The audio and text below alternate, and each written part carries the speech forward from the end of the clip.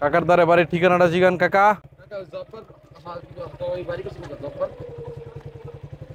আর ভাই আকবর ভাই আকবর ভাই এটা আতলন ওইটা আতলন আতলই কোন এটা কি?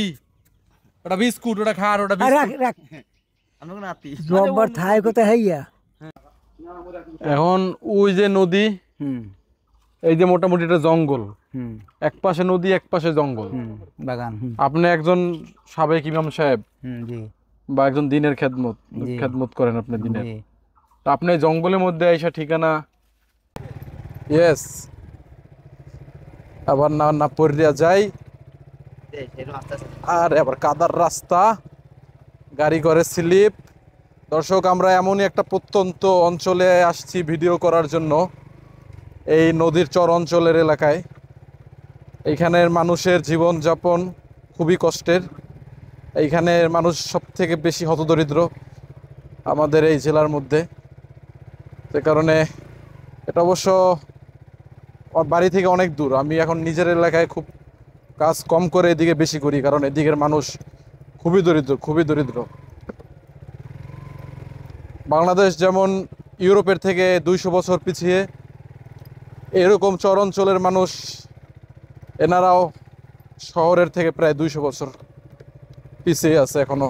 শিক্ষা দীক্ষা বাসস্থান, এদিকের মানুষের এখনো প্রধান পেশা হচ্ছে মাছ ধরা। আরে একটু এলি বাইক স্লিপ করতো, এরকম একটা অবস্থা। স্লিপ করছিল অবশ্য, অনেক কষ্টে কন্ট্রোল করা হয়েছে। সবাই গোসল করছে, এই গোসলের ভিডিওটা উঠান। মুরব্বী গোসল করছে, খুব সুন্দর পরিবেশ। এদিকে কষ্ট হইলো এই দিকগুলো আর কি ভালো লাগে, এই দৃশ্যগুলা 90 দশকের দৃশ্যগুলা যেগুলো আমরা এক সময় পার করছি। এখন অনেকে হয়তো শহরে থাকেন, আপনারা মনে পড়ে। এই রাস্তা দিয়ে ঢোকার কারণই হচ্ছে একটা, যেন আপনাদের দেখাইতে পারি এদিকের মানুষের জীবনযাত্রা কিরকম। এই যে জাল ঠিক করতেছে, মাছ ধরবে।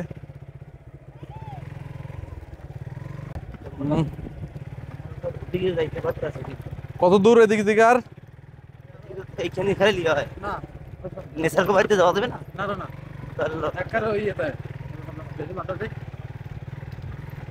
কে হলে বাবুল কো যে কিন্তু আমি না না, নাসির কুমারী হয়েছে কেনা? হ্যাঁ ও নাসির বাড়ি সারি গিয়ে সেই বেরি ও তাহলে তো এই কাকার সাথে একটু কথা কই। সামনে কাকার দ্বারে বাড়ির ঠিকানাটা জিগান কাকা।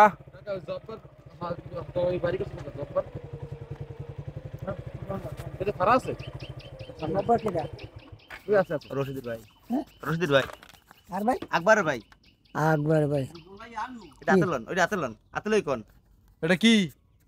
ওটা বিস্কুট, ওটা খার, ওটা রাখ বিস্কুট। রাখ আমরা কোন আতি জব্বর থাই কোথায় হইয়া হ্যাঁ জব্বর থাই কই আকবর ভাই জবার ওন ঘর দূর আছে কিছু হ্যাঁ থায় কাপড় তলে ও আমার হয় হয় হয়। হ্যাঁ, এই আম্মে কোন? জব্বার এককাল অসহায় হ্যাঁ নামেন। জব্বার এমন অসহায় হ্যাঁ কিচ্ছু নাই হ্যাঁ। ওই পলিথিন দিয়ে হইন থায় বাবা তোরা যাই দেখো তো আল্লাহর রাস্তে ওদের যে একটু ঘর পায় আল্লাহর রাস্তে তোরা তোকে ওদের তবে না কিছু দেবে আল্লাহ দাদা, তোদের দেখি।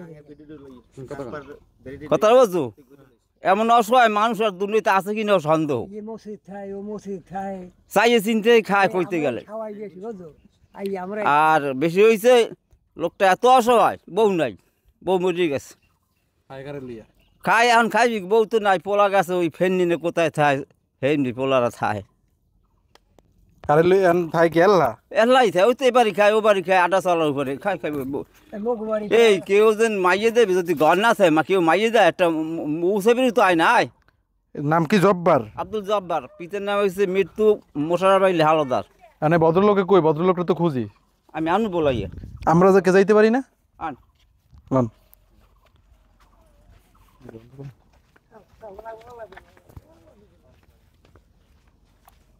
আপনি বন, আপনি আইবেন?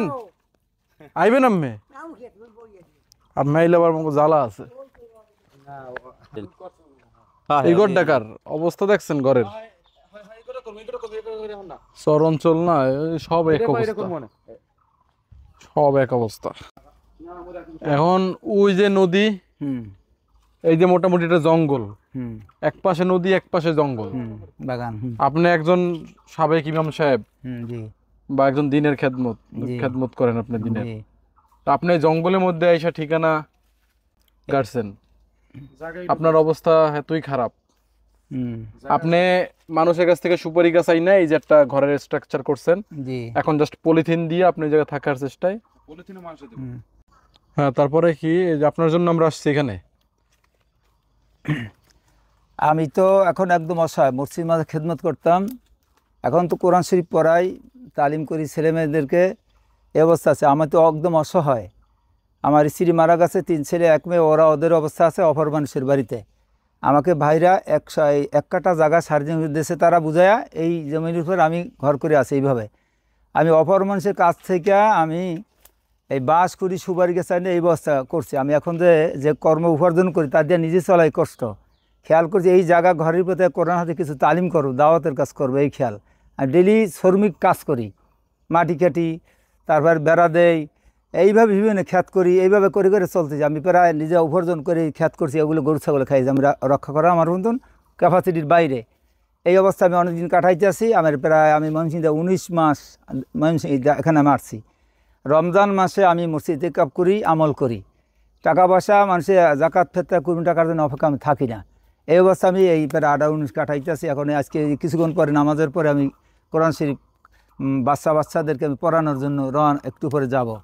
এই অবস্থা আমি আছি। আমার ছেলে আমার মেয়ে হলে একজন খাদিজা, বিবাহ দিছি ময়মনসিংহ, ওরা ঢাকা আছে, ওই পাইলিং কাজ জামাই, তারাও ভাড়া থাকে, তাদের বাড়ি ঘর নাই। আর আমার 3 ছেলে ময়মনসিংহ আছে, আমার শ্বশুরবাড়ি আওতাধীনে, সে জায়গায় ওই গণ্ডগোল, তারা থাকতে কষ্ট হয়। 2টা আপনার ওই ভ্যান গাড়ি কিনে তারা চালায়, তার উপার্জন করে। ছোটো ছেলেরা আয়ে পরে পরীক্ষা দেখা যায় অনার্স ভর্তি, আব্বা আছে, আব্বা আমাকে কিছু টাকা পয়সা পাঠাও, আমি তো ভর্তি হতে পারবো না, আমি চেষ্টা করে দোয়া করি, তোমাকে দেওয়ার মতো আমার ক্ষমতা বাবার নাই। এই অবস্থা আমি কাটাইতেছি। আমরা চেষ্টা করবো আপনাকে একটা ঘরের ব্যবস্থা করে দেওয়ার, আপনি কি বলেন? আলহামদুলিল্লাহ, শুকরিয়া, চেষ্টা করবো ইনশাআল্লাহ। ইনশাআল্লাহ। যেহেতু আপনি দিনের খেদমত করেন, যদি আপনাকে কোরআন তেলাওয়াত করে শুনাইতে পারি, তাও নিতে পারি। অবশ্যই শুনবো। আমি আর একটু কথা বলি, তারপর আপনার কোরআন তেলাওয়াত শুনে আমরা শেষ করব। যদি আপনি দিনের খেদমত করেন, আপনার যদি কেউ ঘর দেয়, তার সব সে জীবন পাইতে থাকবে ইনশাআল্লাহ। জি। এবার আপনি শুনান আপনার। আউযু বিল্লাহি মিনাশ শাইতানির রাজীম। বিসমিল্লাহির রহমানির রহিম। আর-রহমান আল্লামাল কুরআন খালাকাল ইনসানা আল্লামাহুল বায়ান। আশ-শামসু ওয়াল